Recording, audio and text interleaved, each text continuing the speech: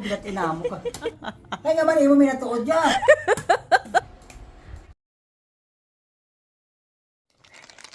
May obraw naman kita nga kabuangan kay Papa. Charan.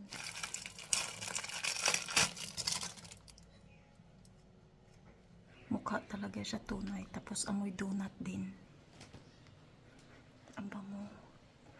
Parang tunay. Hugasan ko lang. Patutuyuin ko lang sa tissue kasi basa siya. Hindi naman nawala ang amoy. Amoy donut pa rin. Dito natin ilagay. Ito naman ang tunay. Ayan. Itong dalawa ang hindi. Kung magtanong si Papa kung bakit may ganito, ako nang bahala. Tara, dalhin na natin sa taas. Pa? Ano? Pagamayan mo, baby. I have something for you, my daddy. Pagda ka naman. Oh, yung dulong ko si Sai sa eskwelahan. Diba wala ko kaluto siya lunch? Naghapit na lang ko sa Jollibee. Ang iya to nga panyaga Jollibee.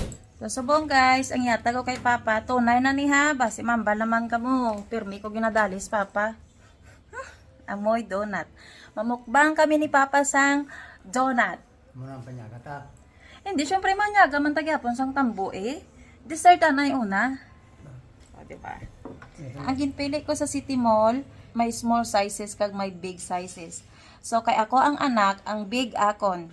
Kay Papa ang small, kay siya ang tatay. Ang tiniran tang gamay. Ay, malamang naman tiniri ito sa gamay na, no? Kaya yung mo magpaiway ka kay Papa. Ikaw, oh, ari akon, ang dako. Imo ang gamay. Hindi naman natin sini. Ang blue lang anay, kung di ka sa chocolate, blue ang imo eh. Mamba ka naman karon. Pero hindi ka mas na allergy. Hindi mo namin na mo ya.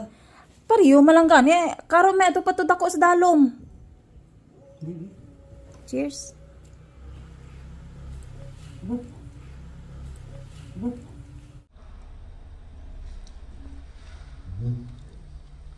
Ya, mama.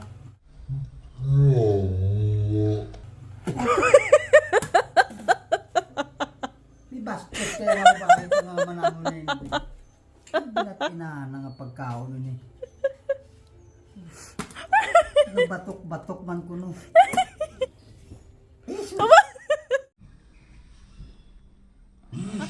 Kaya nga man, mo minatuod dyan. Di po.